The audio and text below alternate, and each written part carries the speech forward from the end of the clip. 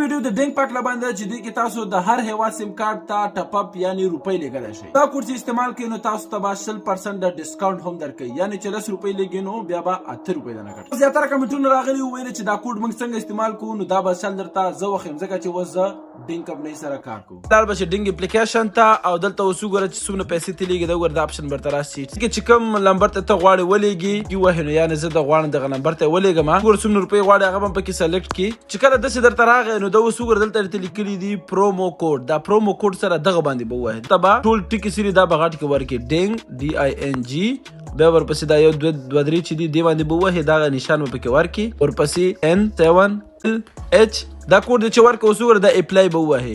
څنګه ریپلای ووهه دا کوډ جمع شو 100% ورته ورکړه. پې باندې څنګه ووهه کولی شي او کریډټ کارت باندې هم کولی شي او پیپال باندې کریډټ کارت کې چې کوم کارت تاسو سره وي د بینک په هغې باندې کولی شي. ځان سره ضرور سیف کړئ او نور ملګرو ته یې ولګوئ چې ډېر زیات